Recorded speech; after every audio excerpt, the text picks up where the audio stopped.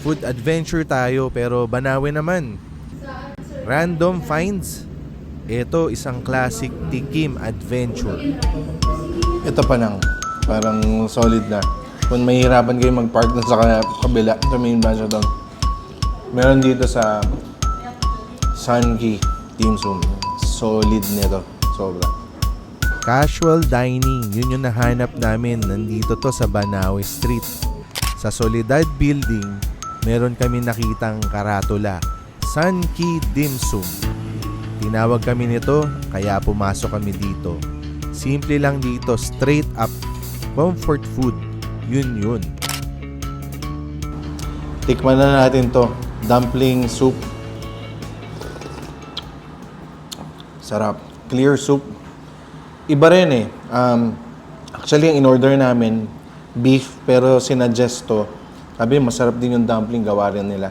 Tikman ko na kaya agad yung dumpling na to. Basta yung hindi generic, order natin yun, di ba? Ganun ang style eh. Sa dumpling pa lang kakaiba yung itsura. Medyo translucent. Nakita mong iba yung itsura ng karne. Maganda yung karne nga. Oo nga. Unique yung taste. Hindi dinaan sa sesame oil. Lasang karne siya na iba yung timpla eh. Isa pa. Okay. Nakakalasa ako ng white pepper kaya natutuwa rin ako. Actually, okay siya. Tignan natin yung noodles ha. Sarap. Firm. Ngayon, ang kwento, 8 p.m. na kami dumating ni Mrs. Dizon. Hindi namin alam kung saan kami kakain. Tapos sa tsambahan namin to. Ang ganda nung karatula. Tapos nalaman namin, itong Dim Sum Sunky na dating Sinji. So nagpakwento kami, ba't naiba na yung pangalan, ganyan-ganyan. Pero to make the long story short, ang may-ari pala nito, yung same owners ng... kung sinusundan nyo ako dati, yung Old Captain, yung meron ditong kinakain sa Banawe na masarap na isda na dish. Regional Chinese na cooking. Same owners. In fact, yung iba sa menu nila, eto nakaset to eh. Pag pumili kayo sa likod, lulutuin to dun sa... Dito pa rin sa Banawe yung Old Captain eh. Lumipat daw sila ng kalye. So natuwa kami, umorder kami ng mga ibang things. Ito yung mga dim sum, meron dito. Dito pine-prepare yan. Pero pag umorder kayo doon sa ibang dishes, galing sa Old Captain, as in, original luluto rin doon na makikita nyo sa lumang video ko. Ito, kakain muna ako ng mga dim sum na sinigurado kong gawa nila. Ito, favorite namin talaga in-order ito. Kasi, para sa amin talaga sulit to at saka masarap yung bean curd roll, tau pei roll. Yan o, ganda. Dito medyo light pa yung appearance. Tikman natin. Alam mo yung difference nito? Medyo buhagag tong kind na to. Tapos iba yung lasa ng bean curd niya. Masarap. Hindi, kasi iba kasi lasang tokwan-tokwa agad. Ayan, tingnan mo. Ito may mga wood ear mushrooms. Oh. At saka may texture kung merong carrots, may texture yung carrots. Hindi yung basta karne lang.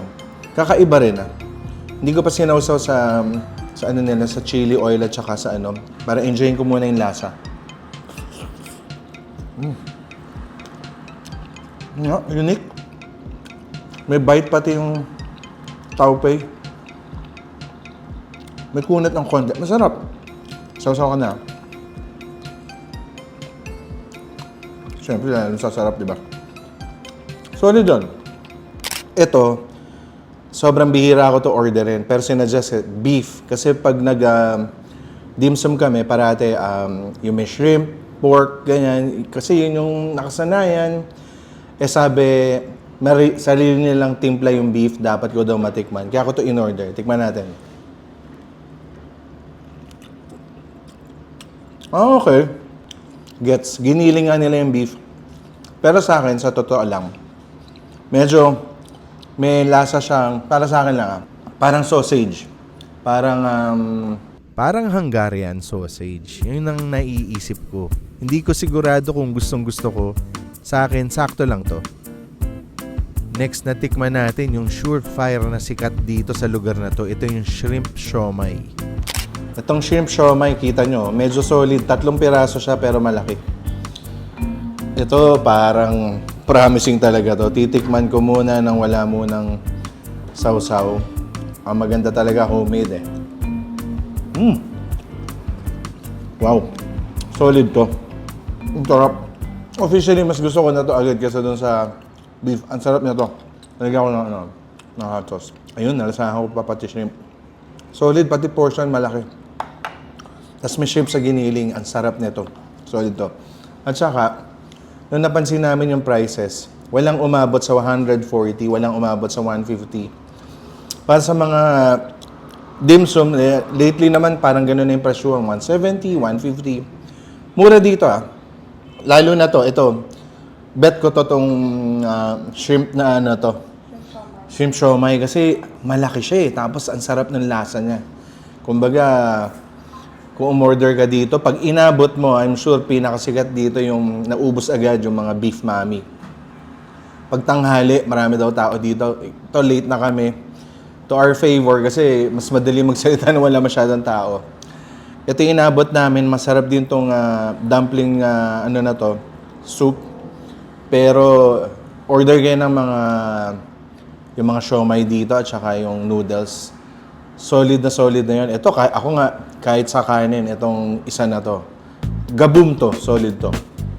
Idagdag ko na rin yung taupay nila kasi napansin ko lahat ng pumunta dito nag-order din nun kasi kakaiba nga yung lasa niya. Okay, ito na, pork dumpling.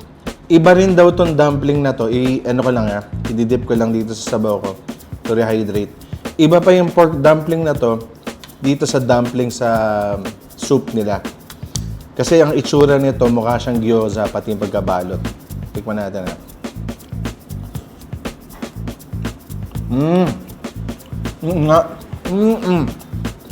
Ang sarap ng lasa. Dito ko natikman yung kakaibang Chinese flavor na nakita naman yung karatula, pula. Baka mainland ano to Kaya kami sumubok eh.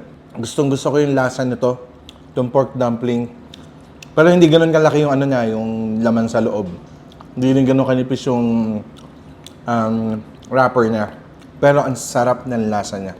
Chinese flavor. Hindi ko hindi ko ma-describe para sa inyo yung ano. Basta hindi siya familiar taste. Definitely hindi siya yung makuchay na parang gyoza. Mas yung templadong pork na lasa ng mga Chinese dishes. Parang yun yung natikman ko dito. Na ibang-iba nga dito. Ako, sa natikman ko, parang yung shrimp siomai at saka itong pork dumpling, parang... syempre, taupay, kakaiba eh. Yun yung so far na... ganito pa lang kaaga, parang, uy, okay parang na-enjoy ka na.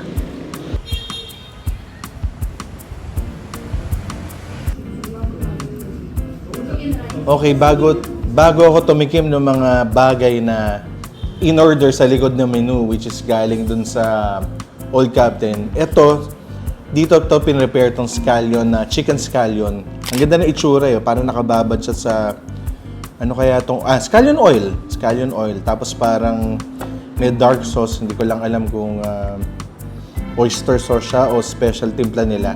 Ito pang kanin to. Tikman natin to with kanin. Parang solid talaga to. May order nito na a la carte. Pero orderin niya na yung may kanin. Parang 20 pesos lang yung difference eh. Kaya yun yung in-order namin. Wow. Isa pa light lang yung flavor niya. Walang malakas na alat or mas malakas na flavors ka lang. Kasi kadalasan, pag may scallion oil, ang lakas-lakas ng lasa ng scallions o kaya maalat. Ito hindi. Masarap yung lasa ng dark soy niya. Hindi ko alam kung ano timpla. Hindi rin familiar sa akin. Pero masarap ilagay sa kanin. For sharing to. Malambot na yung chicken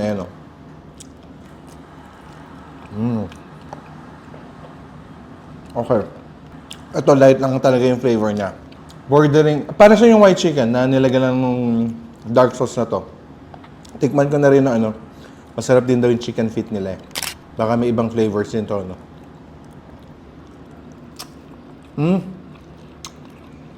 Masarap. Ito yung alam natin na flavor ng chicken feet. Yung merong tausi. Hindi maangang matamis. Ito, basic to. Itong lasa nito. Universal. Ang maganda, malambot. Sarap. Okay, mula chicken feet, segue tayo sa teak. Alam nyo naman tumutugtog ako sa bandang teak. At may reunion kami. Ngayong August 30, nasa Singapore kami. Kaya kung may time kayo, dumaan kayo. Tapos sa September 5, nasa Maynila kami. Nasa may SM North sa may Sky Dome. Lahat ng SM outlets, pwede kayong bumili ng ticket. Ngayon, sa September 11, nasa Cebu kami. Magkita-kita tayo mga bay sa Social Park Avenue. Tapos lipat naman kami sa Davao ng September 12. Nasa The Commons Bar kami sa MTS.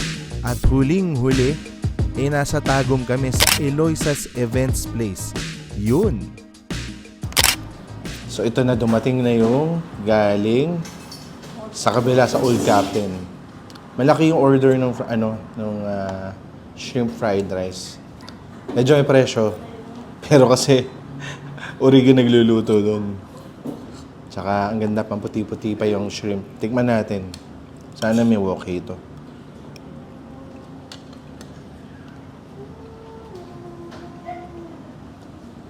Ang sarap. Grabe.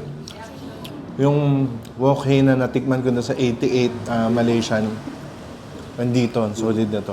Sobrang solid talaga. Ito pa nang, parang solid na. Kung mahihirapan kayo mag-park na sa kabila, sa main branch doon. Meron dito sa Sunki Dim Sum. Solid nito. Sobra. Ito, oyster cake. Hindi siya sa malaking plate inilagay. Pero nakakaramp siya pa ganun. Kasi kadalasan, di ba, naka-spread yan. Madaming oyster. Tapos tikman natin tong sauce nila. Pero grabe talaga tong yung fried rice. Dapat unahin nyo na orderin yun. Tsaka syempre yung mga beef mami dito. Tikman natin. Okay. Masarap siya yung hindi malutong na kind. Pero maganda yung oyster na gamit nila. Masarap to. Pero grabe.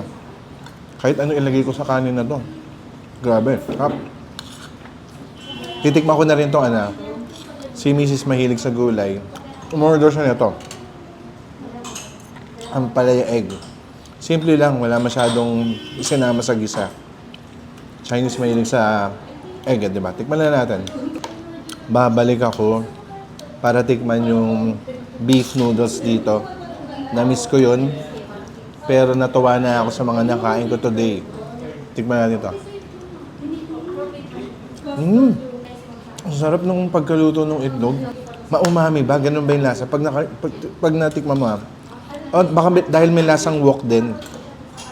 May lasang pag masarap yung pinaglutuan, humahawa doon sa pinrito, yung ganun. Masarap to. Hindi kailangan ng marami pang sahog para maging masarap yung ampalay mo. Official na to. Kahit ito lang yung ordering ko. Ito. Hati kami ni Mrs. Dizon dito. Hindi ako mabibitan. Or ulaman ko ng mga dim sum dito. Ito yung base. As in, sobrang solid na to. Kasi nung unang tinitingnan ko pa lang yung run-through nung menu, kinasabi na sa akin pa ulit-ulit, orderin na sir yung shrimp fried rice. Or yung beef. Sigurado ko yung beef, malakas din yung lasa ng wok. Pag nakita niyo, pati yung mga corn nila, may mga sunog-sunog pa eh. Sobrang solid talaga. So, masaya ako sa kinain ko ngayong gabi. Collectively, gaboom siya. Dahil yung mga flavors na unfamiliar sa o hindi madalas, natikman ko dito. Di ba? Yun ang tsamba. Napadaan lang kami, Banawe. Hindi ako madalas dito. So, thank you. Ang galing talaga ng mga kainan dito.